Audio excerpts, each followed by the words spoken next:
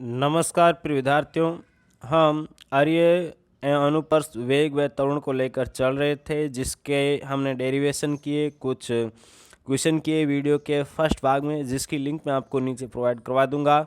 यह हमारा मैकेनिक्स में से डायनेमिक्स बुक का एक टॉपिक है, अच्छा टॉपिक है, सिंपल है। तो पहले जैसे हमने इनके इस प्रकार से डेरिवेशन किए, जिसकी लिंक मैं आपको नीचे प्रोवाइड करवा दूंगा, और उनमें हमारे कहीं पर छोटी प्रॉब्लम आई थी, उनको भी अभी मैं स्पष्ट करना चाहूँगा। पहली प्रॉब्लम हमारी यह आई थी कि रिजोल्व करना। तो जैसे रिजोल्व को मैं स्पष्ट कर दूं यहाँ पर अगेन, जैसे हम हमारा ये वेग है v वेक्टर, ये y डायरेक्शन है, ये x डायरेक्शन है, इसके साथ ये थीटा एंगल बना रहा है। ओके, तो हम जानते हैं कि हम इसको इसके साथ रिजोल्व करवाएंगे, यानी x डायरेक्शन में, तो ये होगा हमारा v वेक्टर कोस थीटा, और इस डायरेक्शन में होगा ये हमारा v वेक्टर साइन थीटा। यानी जिसके साथ एंगल होता है उसके साथ हम कोस थीटा लेते हैं, यदि याद रखने की दृष्टि से देखें तो, और जिसके साथ नहीं होता है उसको हम क्या लेते हैं, साइन थीटा के फॉर्म। तो ठीक इसी प्रकार से जैसे यहाँ पर हम यदि हमारे इस लंबवत वेग को, जो कि v प्लस डेल्टा वी है, इसको इसके साथ रिजोल्व करवाना चाहेंगे, तो ये हमारा क्या आएगा, v plus delta we cos 90 plus delta theta, जो कि किस में कन्वर्ट हो जाएगा, minus sign delta theta multiply with v plus delta we. Okay, तो यही चीज़ हमने यहाँ पर पहले स्पष्ट नहीं की थी कि यहाँ पर जैसे ये साइन डेल्टा थीटा क्यों आ रहा है, यानी पूर्णतः हम इसको स्पष्ट नहीं कर पाए थे। तो यहाँ पर ये माइनस साइन आने का यही कारण है कि हम क्या कर रहे हैं, यहाँ पर क्यू पर पी के डायरेक्शन में रिजोल्व कराने पर जो कुल वेग हमारे पास प्राप्त होते हैं उनका योग ले रहे हैं, लेकिन ये माइनस साइन किसकी वजह से आ जाता है, इस एंगल की वजह से। हमें डाउट क्या होता है यहाँ पर कि हम यहाँ पर ये माइनस साइन क्यों ले रहे हैं, यहाँ पर अंतर क्यों ले रहे हैं, इस प्रकार का डाउट होता है। तो उसको क्लियर कर दिया आज हमने कि एक्चुअली हम यहाँ पर कुल वेगों का योग ही कर रहे हैं, लेकिन एंगल की वजह से वो माइनस साइन आ रहा है। ऐसी कोई बात नहीं है, प्रॉब्लम नहीं है। और सेकंड बात हम करें इसके लंबवत रिजोल्व की, यानी ये तो हमने इसके डायरेक्शन में रिजोल्व कराए। लंबवत रिजोल्व की बात करें तो वो हमारा क्या होगा, v plus delta v multiply with sine 90 plus delta theta, और क्या हो जाएगा u plus delta u multiply with sine delta theta. Okay, किसके लिए, लंबवत के लिए। ओके,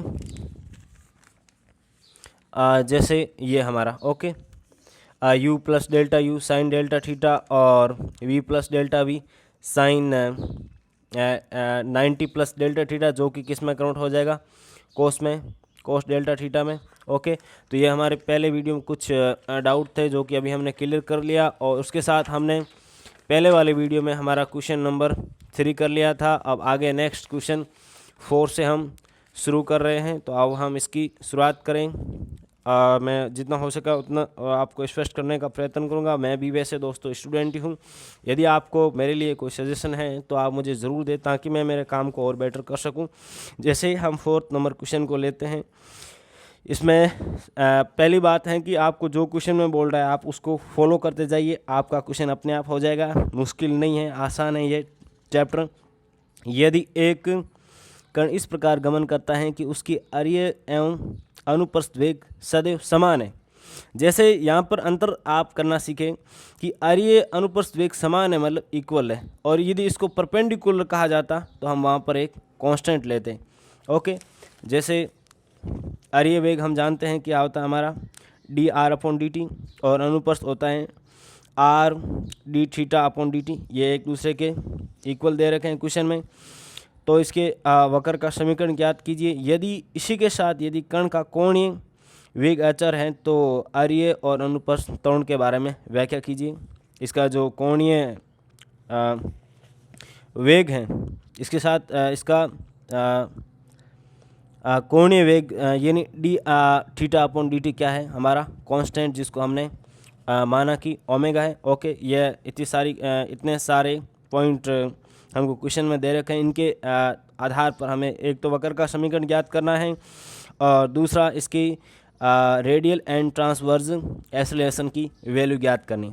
ओके, अब हम जानते हैं कि हम यहाँ से dt को दोनों तरफ से रिमूव कर सकते हैं। उसके बाद वेरिएबल का सेपरेट कर दिया हमने, इसका हमने समाकलन किया तो हमारे पास ये वक्र का समीकरण आ गया, जो कि बिल्कुल है जैसे डी आर अपॉन आर का समाकलन log r होगा और इसका थीटा होगा प्लस log c।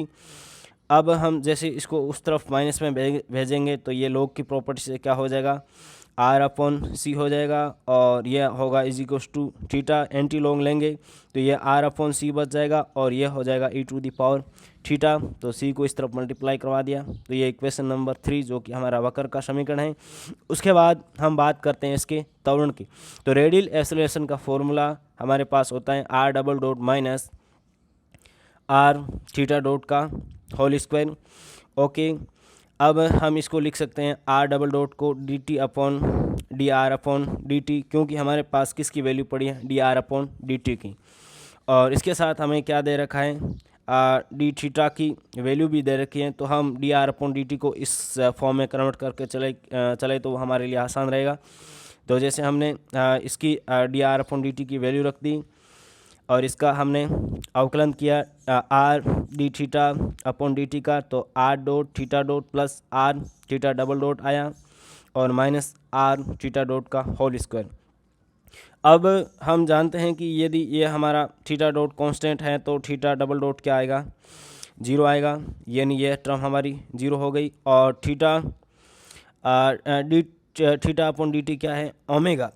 ओके, तो इसके ओमेगा वैल्यू रख दी और इसके साथ हमने आर डॉट यानी D r upon d t की वैल्यू हमारे पास यहाँ से एक्चुअली यदि हम इसको फॉर्म में लिखना चाहें तो क्या आ रही है, d r upon d t is equals to r omega. Okay, equation 2 और इक्वेशन 1 से 1 एंड 2 से। ओके, तो आर डॉट की भी वैल्यू रख देते हैं हम, तो यह हो जाएगा हमारा आर ओमेगा स्क्वायर। यहाँ पर जैसे इसकी ओमेगा थीटा डॉट की वैल्यू रखती तो आर ओमेगा स्क्वायर हो जाएगा, यानी ये हमारा 0 हो गया। कौन सा, रेडियल एक्सेलरेशन। और अब बात करते हैं हम ट्रांसवर्स एक्सेलरेशन की। तो ट्रांसवर्स एक्सेलरेशन का हमारे पास फॉर्मूला होता है 1 upon R D upon d T R square theta dot. Okay, अब थीटा डॉट की वैल्यू हमारे पास ओमेगा पड़ी, उसकी वैल्यू रख दी और हम आर का अवकलन करते हैं टी के सापेक्ष, तो 2 r dot omega upon r आता है, यानी 2 आर डॉट ओमेगा आ गया। आर डॉट की वैल्यू रख दी, आर डॉट की वैल्यू क्या है, आर थीटा डॉट है और थीटा डॉट की अगेन हमने वैल्यू रख दी, तो 2 आर ओमेगा स्क्वायर हमारा आ गया ट्रांसवर्स एक्सेलरेशन। देखो कितना सिंपल क्वेश्चन है। ओके, अब नेक्स्ट क्वेश्चन की ओर चलते हैं उसी स्पीड से।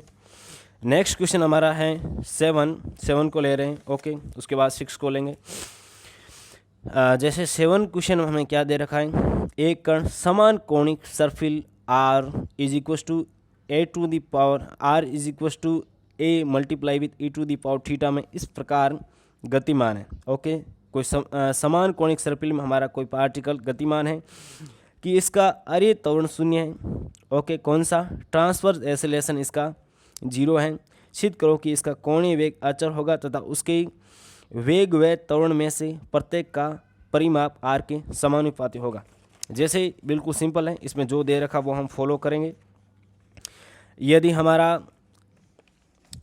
आर इज इक्वल टू ये है तो हम जानते हैं कि हमारा जो परिणामी वेग है वो रेडियल एक्सेलरेशन का स्क्वायर प्लस ट्रांसवर्स एक्सेलरेशन जो परिणामी वेग है हमारा वो अरीय वेग का स्क्वायर और अनुप्रस्थ वेग का स्क्वायर का अंडरूट होगा। ओके, तो अरीय वेग का हमारे पास फॉर्मूला होता है आर डॉट और अनुप्रस्थ वेग का फॉर्मूला आर थीटा डॉट होता है। ओके, दोनों का स्क्वायर किया, अंडरूट लिया, फिर हमें इनकी सीधी सीधी वैल्यू रख देनी है। हमें क्या दे रखा है कि सिद्ध करो कि इसका कोणीय वेग अचर होगा तथा उसके वेग व त्वरण में से प्रत्येक का परिमाण आपके समानुपाती होगा।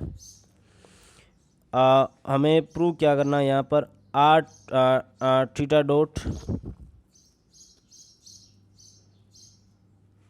Is equal to theta dot is equal to omega यदि है तो वो हमारा क्या होगा, उसका वेग और त्वरण उसके परिणाम आर के समानुपाती होगा। तो हमने इसकी वैल्यू रख दी थीटा डॉट की, ओके। और उसके साथ हम आर की वैल्यू आर डॉट की वैल्यू निकालना चाहिए इस वक्र से। तो r dot is equal to ये आ रहा हमारा आर थीटा डॉट, ओके। इसकी वैल्यू इसमें रख दी और थीटा डॉट की वैल्यू हमारी क्या है, ओमेगा है, तो ये आर ओमेगा आ गया, ओके। इसकी वैल्यू रखने पर v is equal to under of 2 r square omega square आ गया, यानी v समानुपाती r आ गया। यहाँ पर यह होना चाहिए कि यदि इसका कोणीय वेग अचर है, यदि इसका कोणीय वेग अचर है तो ये क्वेश्चन में थोड़ा सा करेक्शन है, ओके। क्योंकि यहाँ पर हम क्या लेकर चल रहे हैं, कोणीय वेग को अचर लेकर चल रहे हैं, तब हमारा क्या आ रहा है, v समानुपाती r आ रहा है। तो ये क्वेश्चन का लैंग्वेज में थोड़ा प्रॉब्लम है, कोई बात नहीं। अब हमें क्या इसके साथ क्या बोला जा रहा है कि वेग तो हमारा किसके समानुपाती आ गया, r के समानुपाती आ गया, लेकिन इसके साथ त्वरण भी r के समानुपाती होगा। तो त्वरण में हम जानते हैं कि रेडियल एक्सेलरेशन का स्क्वायर प्लस ट्रांसवर्स एक्सेलरेशन का स्क्वायर का अंडर रूट हमारा रिजल्टेंट एक्सेलरेशन होता है। लेकिन इसके साथ ये भी बोल रहा है कि इसका जो रेडियल एक्सेलरेशन है वो क्या है, जीरो, इसको जीरो कर दिया। ट्रांसवर्स एक्सेलरेशन का फॉर्मूला ये ट्रांसफर एक्सेलरेशन का स्क्वायर का अंडर रूट है, तो ये ट्रांसवर्स एक्सेलरेशन आएगा हमारे पास। केवल इसका फॉर्मूला हम जानते हैं कि 1/r d/dt r square theta dot हमारा ओमेगा है, तो उसको हम बाहर ले लिया और आर स्क्वायर का टी के सापेक्ष कर दिया, तो हमारे पास आ जाता है 2 ओमेगा dr/dt। और dr/dt की वैल्यू हमने जैसे यहाँ पर ज्ञात की, क्या आ रही है, r ओमेगा, यानी ये हमारे पास आ गया 2 ओमेगा स्क्वायर r, यानी एक्सेलरेशन किसके समानुपाती, r के समानुपाती। देखो कितना सिंपल क्वेश्चन है, ओके। अब हम नेक्स्ट क्वेश्चन पर चलते हैं। नेक्स्ट क्वेश्चन नंबर हमारा 6 नंबर क्वेश्चन क्या बोल रहा है, ओके, उसको हम देख लेते हैं। एक कण एक समान कोणीय वेग से वक्र में चलता है, सिद्ध करो कि इसका आर्य त्वरण शून्य होगा। आर्य त्वरण को शून्य सिद्ध करना है। अनुप्रस्थ त्वरण इसकी ध्रुव से दूरी के समानुपाती होगा। यह भी बिल्कुल सिंपल है। वक्र दे रखा है, आर्य त्वरण का फॉर्मूला अप्लाई कर देंगे और अनुप्रस्थ त्वरण का फॉर्मूला अप्लाई कर देंगे। आर्य त्वरण का फॉर्मूला क्या है, r double dot minus r theta dot का स्क्वायर। r डबल डॉट की वैल्यू हम कहाँ से प्राप्त कर सकते हैं, वक्र के इक्वेशन से। r डॉट की वैल्यू आ रही है हमारे पास r ओमेगा, ओके, क्योंकि ये अगेन क्या बन रहा है हमारा r बन रहा है, और d थीटा अपॉन dt हमें क्या दे रखा, ओमेगा। देख लीजिए क्या दे रखा है, एक समान कोणीय वेग, ओके। समान कोणीय वेग का मतलब थीटा डॉट ओमेगा, ओके। और theta double dot is equal to 0, क्योंकि कांस्टेंट है तो ये इसका 0 हो जाएगा, ओके। द्वितीय अवकलन, ओके। तो r डॉट की वैल्यू आ गई, r डबल डॉट की वैल्यू निकालना चाहिए, तो हम इसका अगेन t के सापेक्ष अवकलन करेंगे, ओके। तो वो आ गई हमारे पास ओमेगा dr/dt की वैल्यू रखी, तो is equal to omega square r प्राप्त हो गई, जिसको इक्वेशन नंबर 3 दे दिया। अब इक्वेशन 2 एंड 3 से हम यदि निष्कर्ष निकाले, यानी r डबल डॉट की वैल्यू रखी ओमेगा स्क्वायर r, और इसकी वैल्यू रखी हमने ओमेगा स्क्वायर, यानी ये r omega square minus r omega square हमारा 0 हो गया। यानी यहाँ पर हमारा प्रूव हो गया कि इसका आर्य त्वरण हमारा शून्य है, ओके।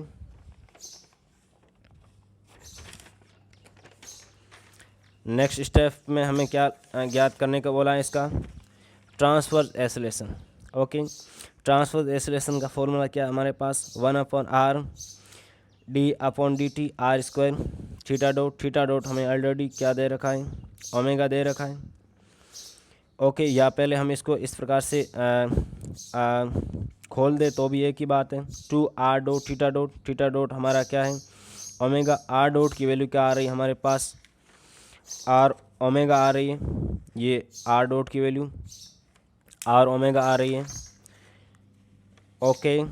और थीटा डबल डॉट की वैल्यू हमारे पास 0 आ रही है, तो यहाँ से हमारे पास आ गया 2 ओमेगा स्क्वायर r, या हम r की वैल्यू रख दें 2 omega square e to the power theta a, और इसको हमने कांस्टेंट मान लिया तो ट्रांसवर्स एक्सेलरेशन किसके समानुपाती आ रहा है, ए के समानुपाती आ रहा है, जो कि हमें यहाँ पर पूछा गया है कि इसकी त्वरण अनुप्रस्थ त्वरण इसकी दूरी से दूरी के समानुपाती।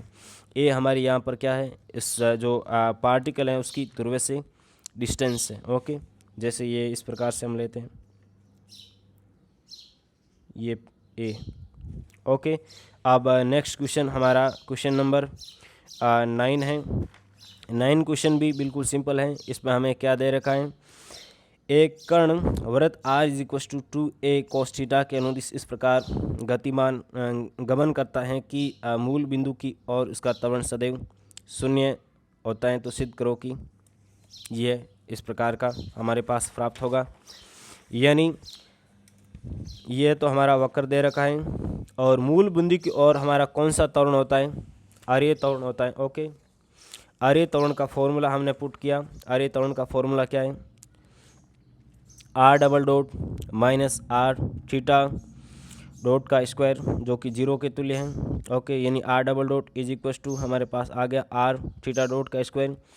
r डबल डॉट की वैल्यू हम कहाँ से प्राप्त करेंगे, इक्वेशन फर्स्ट से। r dot is equal to क्या आ रहा है हमारे पास, r dot is equal to -2a sine theta theta dot, और r डबल डॉट क्या आ रहा है, इसका अवकलन करने पर -2a sine theta theta double dot -2a cos theta theta dot का होल स्क्वायर। ओके, अब इससे हमने इसमें अब ये वैल्यूज़ हमने किस में पुट कर दी, हमारी इक्वेशन नंबर 2 में। ओके, या ये जैसे इक्वेशन 2 से हमारे इक्वेशन नंबर 3 आ रहा है, इसमें पुट कर दी r डबल डॉट की वैल्यू। ओके, ये पुट कर दी और r डॉट की वैल्यू पुट कर दी। ओके, थीटा डॉट का स्क्वायर आ रहा है। अब हम यहाँ पर देखें तो 2a हमारा दोनों तरफ कैंसिल हो रहा है और यहाँ पर हमारे पास शेष बच गया थीटा डबल डॉट माइनस का साइन थीटा। ओके, और इसको हमने इस तरफ ट्रांसफ़र कर दिया क्योंकि ये माइनस का है तो इस तरफ आके प्लस का हो जाएगा।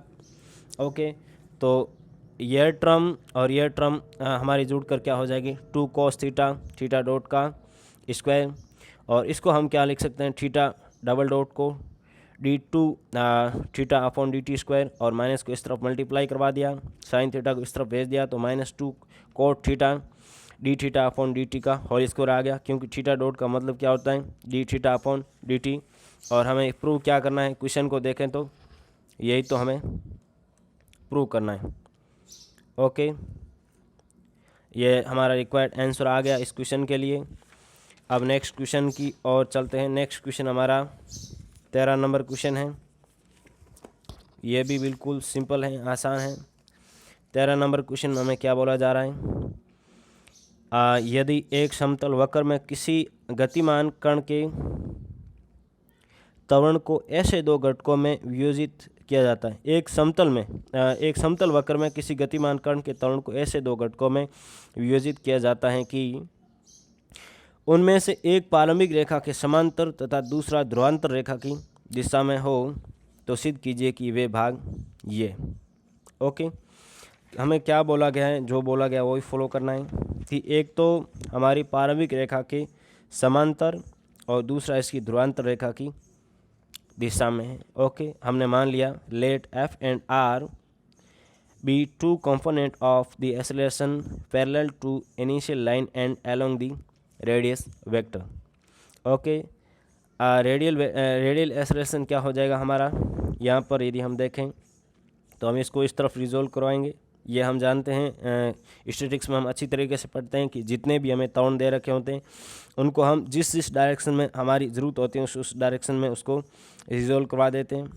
यदि वो थीटा एंगल पर हैं तो ओके, ये हमारा थीटा एंगल पर है एफ जो कि इसके समांतर हैं वो, तो इसका रिजोल्व पार्ट क्या होगा, ये इसके साथ थीटा है तो इस डायरेक्शन में ओपी के डायरेक्शन में एफ कोस थीटा और आर, और ओपी के डायरेक्शन में जो हमारा त्वरण लगता है उसको हम क्या कहते हैं, रेडियल एक्सेलरेशन कहते हैं, और जिसका फॉर्मूला होता है हमारे पास r double dot minus r theta dot का होल स्क्वायर। और यह भी इस डायरेक्शन में है, यह भी इस डायरेक्शन में r और f कोस थीटा, तो दोनों ऐड हो जाएंगे जिससे हमारे पास इक्वेशन नंबर फर्स्ट प्राप्त हो जाएगी। दूसरी बात करते हैं हम ट्रांसफर एक्सेलरेशन की, जो कि ओपी के लंबवत लगता है। अब हमने उसको इस तरफ रिजोल्व कराया तो हमारे पास क्या आ रहा है, एफ कोस थीटा, और इसको इस तरफ रिजोल्व करवाएंगे तो हमारे पास एफ साइन थीटा आ रहा है। लेकिन ट्रांसफर एक्सेलरेशन की डायरेक्शन क्या रहेगी हमारी, ये रहेगी, यानी ट्रांसफर एक्सेलरेशन के फॉर्मूले को पुट किया हमने 1/r d/dt r square theta dot, okay, is equals to, ये इस तरफ है तो उस तरफ हम इसकी डायरेक्शन लेंगे तो वो क्या होगी, नेगेटिव, यानी माइनस एफ साइन थीटा। यहाँ से हमारे पास एफ़ की वैल्यू आ गई, f is equals to -1/r 1/sin theta d/dt r square d theta upon dt, जिसको इक्वेशन नंबर हमने 3 दे दिया। कहाँ से आई, यहाँ से इक्वेशन 2 से। ओके, अब इक्वेशन 3 और 1 को हम कंपेयर करें तो यहाँ पर हम एफ़ की वैल्यू रख सकते हैं।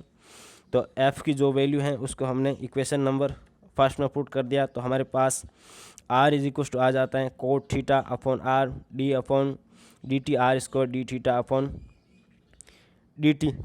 ओके, और हमने क्या किया, इसको इसकी वैल्यू रखी, ओके, जो कि किस में थी, एफ़ की वैल्यू रखी तो माइनस में, तो वो उस तरफ आके पॉजिटिव हो गई।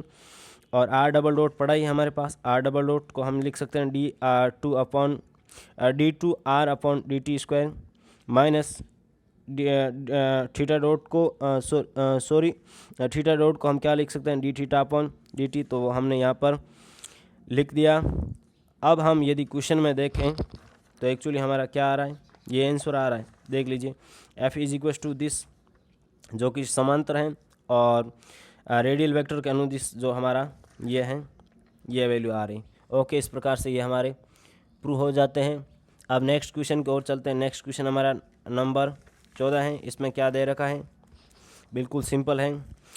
एक सीधा व चिकना ट्यूब, ओके, अपने एक स्थिर सिरे के सापेक्ष एक समान कोणीय वेग ओमेगा से किसी क्षैतिज तल में घूमता है। यदि शून्य समय पर इसके अंदर एक कण स्थिर सिरे से a दूरी पर हो और ट्यूब के सारे v वेग से चल रहा हो तो सिद्ध करो कि t समय पर इसका दूरी यह होगी। हमें क्या दे रखा है, एक चिकना ट्यूब दे रखा है जो कि सीधा है, ओके, और उसको हमने समान कोणीय वेग से किसी पॉइंट के सापेक्ष घुमाना शुरू कर दिया।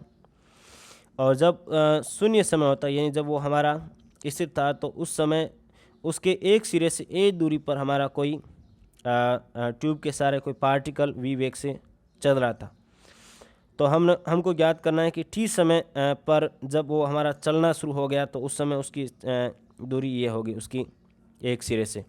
ओके, यह ज्ञात करना है। तो जो हमें दे रखा है उसको हमने फॉलो कर दिया। क्या दे रखा है, इसका एक तो कोणीय वेग स्थिर दे रखा है, ओके, उसके जैसे ये हमारा ओ ए कोई ट्यूब है, सीधा ट्यूब है। और जैसे इसमें क्या दे रखा है, जो हमारी स्थिर सिरे से a दूरी पर है, ओके, स्थिर सिरे से a दूरी पर है, ये a डिस्टेंस ले ली। और t समय पर माना कि ये हमारा जो पार्टिकल था वो p बिंदु पर पहुंच जाता है इसी ट्यूब में, जिसके स्थिति निर्देशांक r थीटा हो गए। और ये इस डायरेक्शन में ही केवल इसके एक्सेलरेशन लग रहा है, यानी ट्रांसवर्स एक्सेलरेशन ही लग रहा है। तो रेडियल एक्सेलरेशन यहाँ पर हमारा क्या होगा, 0। हमेशा आप याद रखें कि इस प्रकार के जो क्वेश्चन होते हैं उसमें हम रेडियल एक्सेलरेशन को 0 लेकर चल रहे हैं, ओके। और ओमेगा की थीटा डॉट की वैल्यू रख दी हमने ओमेगा स्क्वायर। तो हमारे पास यहाँ से ये इक्वेशन आ गया जो कि हमारा डिफरेंशियल इक्वेशन है, और जिसको हम सहायक समीकरण लेके हल करते हैं। तो इसका सहायक समीकरण क्या होगा, m square minus omega square, okay, इसका सहायक समीकरण इक्वेशन नंबर 3 का। और जहाँ से m की वैल्यू हमारे पास प्लस माइनस ओमेगा आ जाती है। कॉम्प्लीमेंट्री फंक्शन क्या होगा, r is equal to c1 e to the power omega t plus c2 e to the power minus omega T.